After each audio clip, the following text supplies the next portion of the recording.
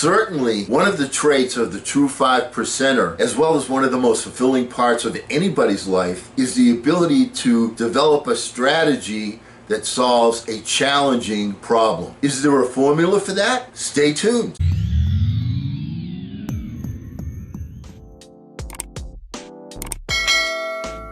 Hello again, everyone. I'm Eli's dad with Project Eli, where we educate, we lead, and we inspire. And we are in the midst of a series on how successful people think based upon the book by John C. Maxwell. Huge shout out. We're using a lot of his material to make our points. So let's get right to it. We talked about why it's important to be a good strategic thinker. Let's go into the how-to. We are, after all, a channel of blueprints, a how-to channel. To become a better strategic thinker, able to formulate and implement plans that will achieve the desired objectives, let's go over some guidelines. First, break down the issue. The first step in strategic thinking is to break down an issue into smaller, more manageable parts so that you can focus on things more effectively. Now, how you do that is not really as important as just doing it. You might break down an issue by function. You know, Henry Ford did that when he created the assembly line, and that's when he said, you know, nothing is particularly hard if you divide it into small jobs. How you break down an issue, well, once again, that's up to you, whether by function, timetable, responsibility, purpose, or some other method. The point is that you need to break it down, because only one person in a zillion is able to take the whole thing in his head and come up with some viable plans. I want to use as my example today in terms of giving you the how-tos is talk about the issue that we're facing right now in the world, which is the COVID-19 issue. So let's look at things kind of from that perspective and see how we would apply these guidelines to help solve that major issue. The first thing you want to do, second thing you want to do actually is ask why before how. When most people begin using strategic thinking to solve a problem or plan a way to meet an objective, they often make the mistake of jumping the gun and trying immediately to figure out how to accomplish it. Instead of asking how, they should first ask why. If you jump right into a problem-solving mode, how are you going to know all the issues? Asking why helps you to think about all the reasons for the decisions you're about to make. It helps you to open your mind to possibilities and opportunities. The size of an opportunity often determines the level of resources and effort that you have to invest. Big opportunities allow for big decisions.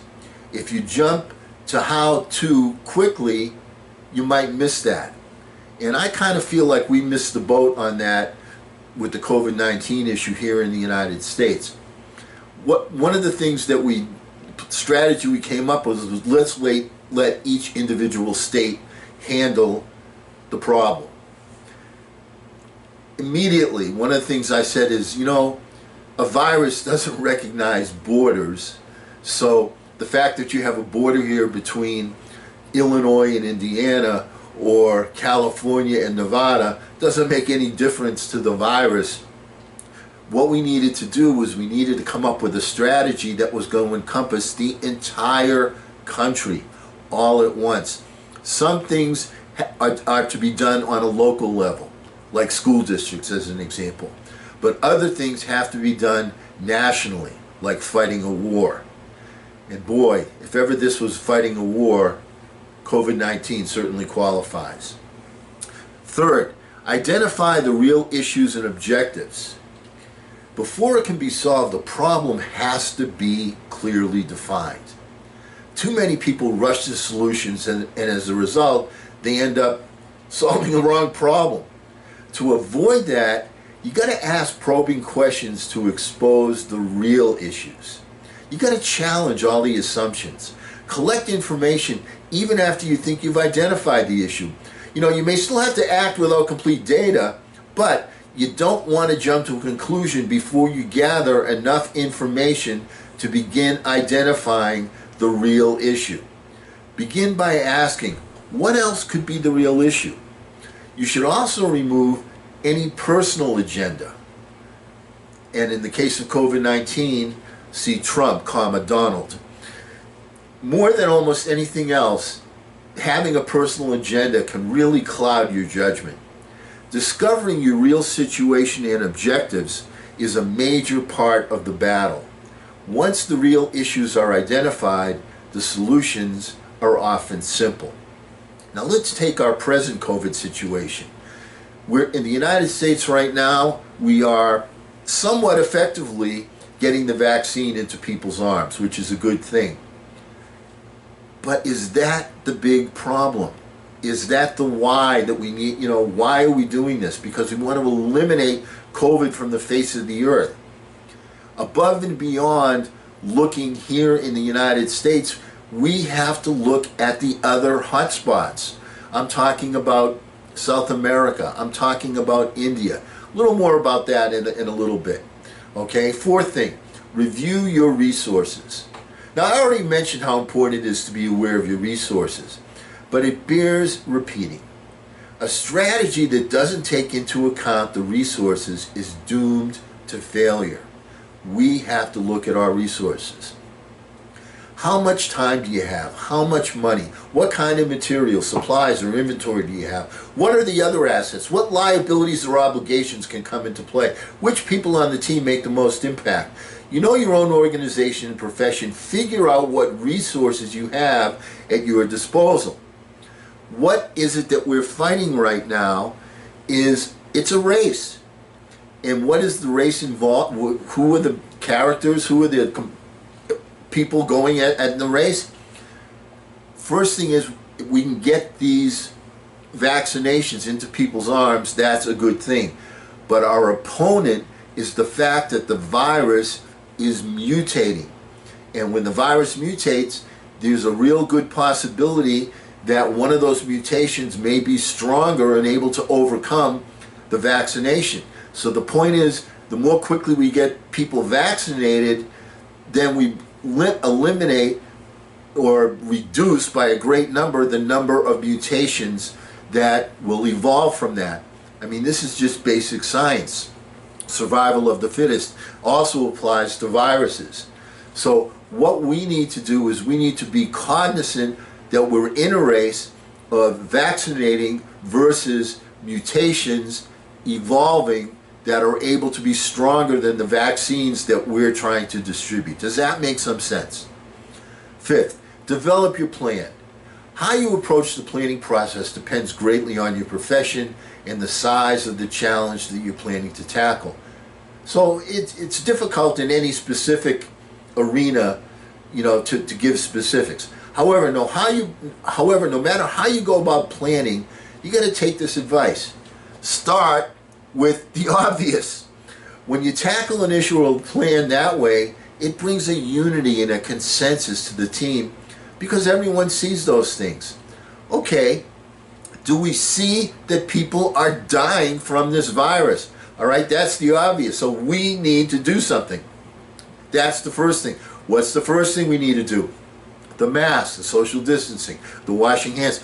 All of these obvious things, we need to make those standard operating procedure. Just as when you hop into your car, the first thing you do is you buckle the seatbelt. You don't even think about it.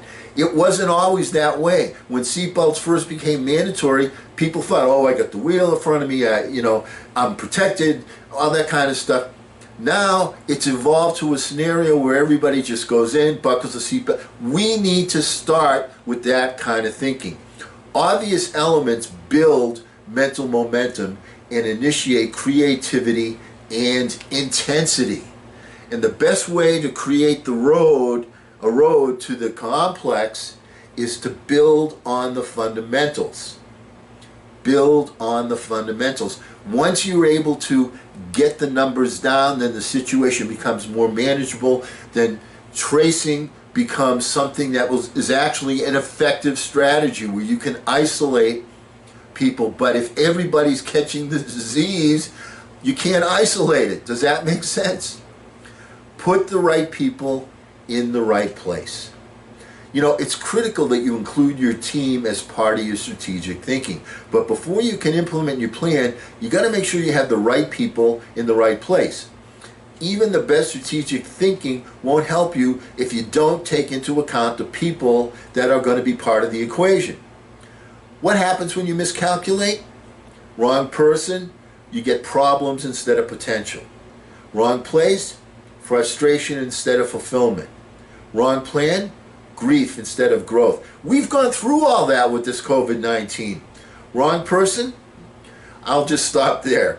Wrong place, we didn't make the situation, the problem, look at it from a national perspective. Now we need to look at it from a global perspective. We were looking at it too local. You can't, this particular issue is not a local issue. It's a national issue. It's an international issue. We have to approach it with that perspective if we're going to solve the problem. Wrong plan, grief instead of growth.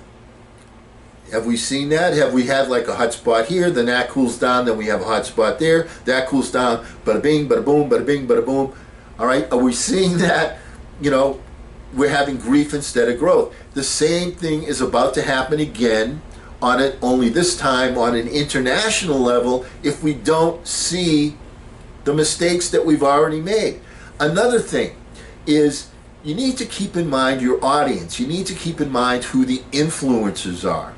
Now, you're going to have, you know, younger people that are going to say, oh, well, that's old-time people thinking. You know, young people are always opposed to older people thinking. I mean, that's the 60s. That's how it starts. You know, but the point is, what you want to do is you want to get some significant influencers that are on board with your policies, with your strategy, with the game plan to speak out, because they influence. I mean, do you see how much influence the internet has? You know, there are people out there that are, you know, people like Tom Hanks as an example, who has a big following. You know, that if they come out and they say something, we need to find people like that that are trusted by the various groups to implement this plan, because it's the only way we're going to solve this thing is by creating the herd immunity, by getting people vaccinated, and by eliminating this thing not only from the United States but from the face of the earth. Keep repeating the process. Strategic thinking is like showering. You got to do it every single day. That was something that Zig Ziglar said. It's something that Olin Hendricks says. You know, when you do things, when you have a strategy, you've got to do it every single day. If you expect to solve any major problem just once, you're in for a disappointment. We saw that in New York City. Wow, awful, hotspot, the worst. Okay, they closed everything down. They got everything manageable. All right, people got into a false sense of security. What happens again? Boom, the numbers start to go up again. You can't let your guard down. It's something you've got to do every day. The will to win is worthless if you do not have the will to prepare. So you have to prepare for your strategy. You have to make sure it's implemented on a daily basis.